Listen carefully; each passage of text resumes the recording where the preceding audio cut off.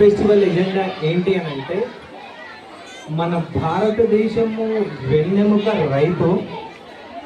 Entrance రాగానే parents variety dishes ఉండొచ్చు అనుకోవచ్చు, కానీ ప్రతి పేరెంట్ కానీ పిల్లలు కానీ చూడాల్సింది ఏంటి అని అంటే అక్కడ రైతుది ఎడ్లు ప్లస్ ఎండుగడ్డి పచ్చిగడ్డి ప్లస్ ధాన్యాలు ఉన్నాయి, జొన్నలు వరి గోధుమ అవన్నీ అక్కడ సింబాలిక్గా పెట్టలేదు మనము.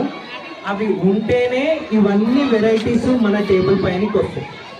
మన భారతదేశపు వెన్నెముక రైతు యొక్క ప్రాముఖ్యత తెలుపుతూ, ఫుడ్ యొక్క విలువను తెలుపుతూ, ఈ యొక్క ప్రతి రూపాయి వేస్ట్ చేయకుండా మళ్ళీ పేద పిల్లల చదువుకు కావచ్చు, వృద్ధాశ్రమాలు కావచ్చు, అనాథ పిల్లలు కావచ్చు, ఏ విధమైన సహాయం ఎవరికైతే ఉంటుందో ఈ యొక్క టోకెన్ ఆఫ్ చారిటీ మన మేడిపల్లి స్కూల్ నుంచి వచ్చే అమౌంట్ని జాగ్రత్తగా మేనేజ్మెంట్ కూడా దానికి కొంత యాడ్ చేస్తూ ఇస్తుంది. ప్రతి రూపాయికి విలువ కడుతున్నామండి.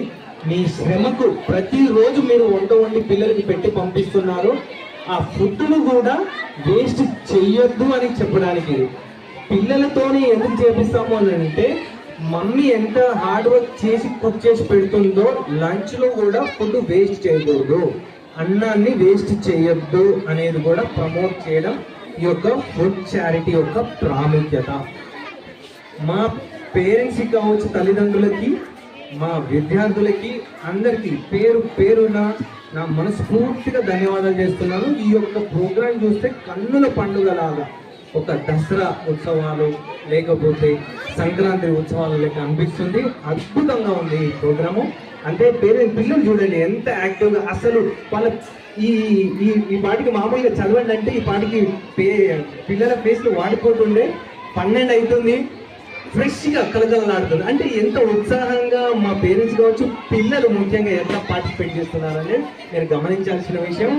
చాలా ధన్యవాదాలు. Thank you my dear lovely parents and my lovely students and my faculty of Medipalli branch. I wish you all the best, great success for upcoming years. Thank you very much.